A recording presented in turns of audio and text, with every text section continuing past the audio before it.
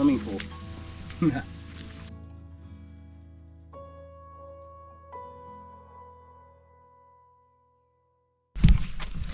Good morning, everyone. Welcome to It's All Grady. I'm Denise. And I'm Marcel. Happy Halloween, everyone. Happy Halloween.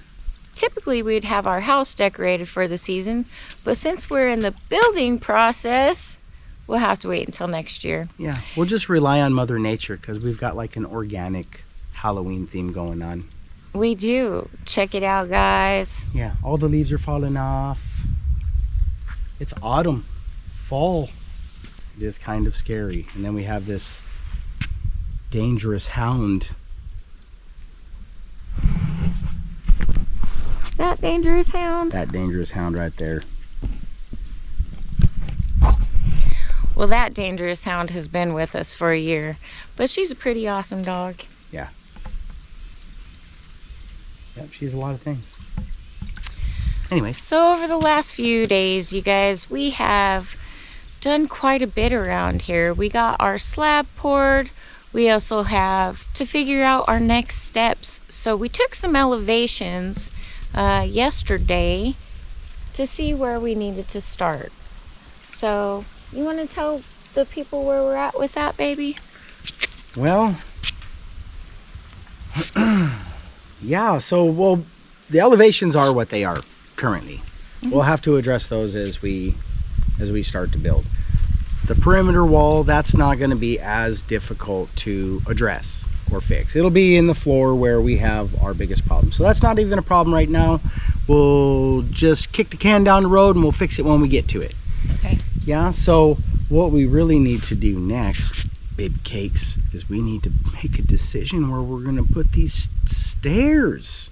Oh my gosh, you guys. Come on. With the come on. That's copyright, but that's copyright. We'll give some credits. Come on, Homesteading. Yep. All right. Yeah, so a shout out over to David at Come On Homesteading. Yeah, because I couldn't help but to say that, man. I've been saying that kind of stuff all my life. That's funny. Yeah. So. All right. Good dudes, man. Good people over there on that other side. They're good people over here too. Mm-hmm. The reason we need to know where these stairs are going, baby cakes, is because I got to know where my front door is going to be. And all of this first steps from this point on is going to require layouts for me. I want to lay this sucker out block for block on my first row. I want to have elevations already. That's pretty much the only thing that's holding me up, because if the stairs go over here, right, then a bedroom goes on either side. Okay. All right. So here's where we're at, you guys. We have the option to put the stairs, point at it, baby. Right here. Right there. All right. So that would be coming out of the kitchen or living room area. It would be, well, one of the two. Our stairs would either go down this way or go down this way. In my mind, they come down this way. Okay. Right, and turn in and then pad off right there into this 10-foot by 10-foot room. Okay. And we could build that cupboard that we talked about right here, and it just becomes more storage and walkway into the basement. Right.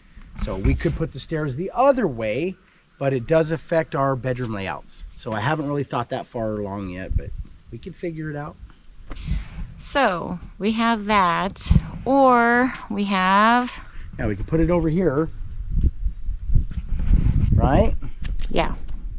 The difference is if we put it over here, then both of our bedrooms are stacked this way. Bedroom to bedroom, which is perfectly cool, right? That's pretty cool. But like, that's the difference. If our stairs are over here, then we get a bedroom on that end and a bedroom on this end, and our entryway will be in the center rather than on the end. So they're both pretty awesome layouts. I love them both. And with the stairs, you would have to do more modifications if we put it over here.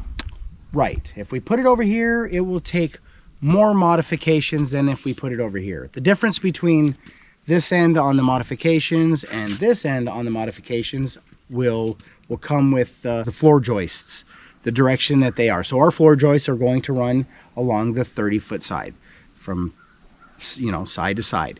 So if we put our stairs over there, then the tail end of our floor joist will no longer be sitting on our concrete wall. It will be sitting inside. So we will have to account for that. If we put it over here, then we just eliminate floor joists. The rest of the floor joists still sit firmly on our foundation. They're both perfectly good styles of construction and processes. I vote over here. You're just on the same page as me today, baby cakes. Good. Well, I think that we resolved that pretty quickly. Yeah, it makes a big difference. I don't have time to really think too hard about it, so I'm just going to decide with the kitchen. What do you guys think? Drop a comment in the comment section below and let us know your thoughts on it. We know the house is much too small to put it on the interior anywhere. We want to utilize walls that are already there anyways, so we don't have to create new to accommodate. Because this is a very small home. It is. And the way we're setting it up, we have a vision for our future, which would be an expansion, right? We got that vision. I don't know how to explain it. Walton's Mountain, maybe. Little house on a prairie. So yes, we do build with expanding in mind, but we probably ain't gonna have kids like that, baby. No, we won't. But maybe we'll have grandkids like that. Well, you know what I mean? I don't know. I have a dream. Yeah, I'd love to have grandkids. Yeah, I would love to have grandkids. Yeah. Just in case any of my youngins are watching. Not today, though. I'm not ready to be a grandpa. Okay.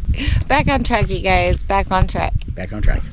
So that's where we're at with this stuff. We are going to be setting up to do our blocks soon. Yep. So our very next physical step, now that we've made the decision on where we're going to place our stairs, once we start it, then it's set in stone. So you still have an option to change it until we lay out once we lay this out, then it's in stone. Yep. But our next step, the real step of physical work, is going to be relief cuts. This is a solid slab. It's a monolithic slab, single pour. It's not, will it crack? It's gonna crack. So what we're gonna do is give it a place to crack, and hopefully that will give it a place. It's a relief joint or whatever. Gage is our son. Yeah, speaking of. Yeah, he's the scary guy in the background pacing all the time. He's really not scary. Yeah. He's just bashful. It's the three of us, so you'll see all three of us working together. Yeah. We were blessed in our previous life to be able to run a business, the three of us. Yep. It was a small family business, and we transitioned that right out here to the rural paradise that we're in right now. Yep. For the next steps, we're gonna have to put the mixer together. Mm-hmm. That should be pretty fun. I've never done that before. Well, that's one thing that we need to do. Another thing that we need to do after we, the steps that are coming is also going to be, we need to square up our 30 by 40 on this pad, right? Once we get that done, then we know where to put our stringers. Okay. Which we learned how to set up over there on the 41.36, baby. People will really sell you the difficulty levels. Yeah. And it's discouraging to me because I'm like, man, maybe there's an easier way. I don't need to learn a whole new skill, do I? Yeah. But because I don't need to learn how to make money at this kind of stuff. I don't ever want to be a block layer, but I want to be able to do it so that I don't have to pay somebody else to do it. Yeah. Yeah. So far, the only thing that we've not done ourselves was the pour, and we're pretty certain that next time we'll just try the pour ourselves. Yeah. So let's talk about that a little bit, you guys. Yeah. So there is an industry standard, and what is an industry standard? Yeah, babe, what is an industry standard?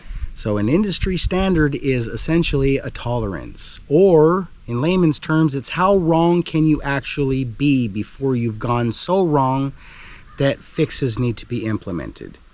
So these are not targets. These are not end goals for me, right? They're not end goals for me. They are like tolerances. How wrong can I be before I am too wrong? My end goal is always to have it correct.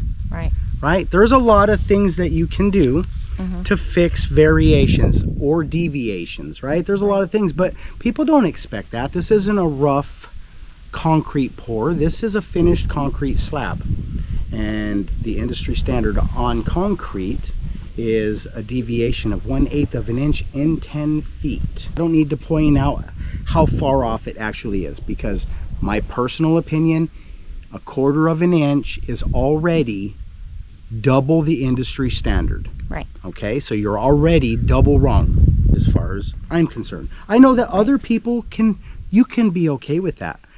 Like, I'm okay with people being okay with that. I'm just personally not. I would, I'd like to just take an opportunity and say I wasn't speaking on anybody's character. Those guys were freaking cool, Good man. people. Yeah, I so dug them. But we're not impressed with the end result. The end result. Maybe it was a one-off for them, maybe it wasn't, but there was stuff that Something went wrong. could have eliminated some of this stuff. Like this, it could have been avoided. It wasn't ever addressed. I did, they know how far out it is. They know. I'm not going to speak on it here because I don't need to talk poorly about anybody. Let's talk about that, you guys. An industry standard. So we have been contractors for a while, and we followed behind the industry standard and fixed a lot of the mistakes in the industry standard, which in the long run cost our customer. Yeah. We're both contractor and customer in this, so guess what? We get to take care of that. Yeah, or we get to pick how far down the road we kick the can. Right. But in the end, it will still cost time and money. Right. And people don't Always expect see that. Yeah. This, seriously, the fix for this pad will cost. If I had to hire a flooring contractor to come out and fix our pad, put a floor on this, it would cost more in labor to fix it than it did in labor to pour it. So luckily, I know how to fix it. Right? We know how to use these self-leveling products. We know where we can pick and grind down and try to get some of this stuff out. But you cannot put a floor on this. If somebody says that they can give you what you're asking for and you don't get it, you can be frustrated about it. So if you don't deliver on the product like we feel wasn't done for us, then our feelings are validated. Some people may be okay with the quality of this work. For us, Right. I guess maybe we expected more, and we don't want to go into it like we said, because they were good people, they worked hard, but something did not go right with this pour. Something went wrong, drastically wrong, Something and it was wrong. never even addressed afterwards. So Right.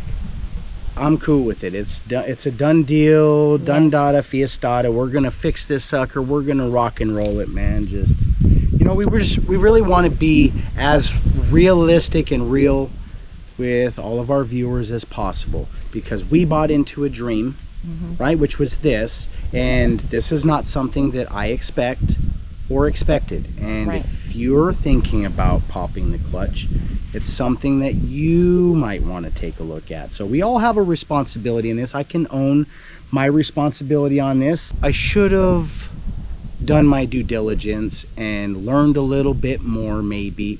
Like, I don't think the customer should have to become a professional. Right. But I could have understood a little bit more, and maybe when I started thinking something was going wrong, I could have said something, but I just... So throughout the thing, there were warning signs. There were things that Marcel heard, and then he started questioning things. But had he had experience, he would have been like, oh, yeah, that's totally wrong.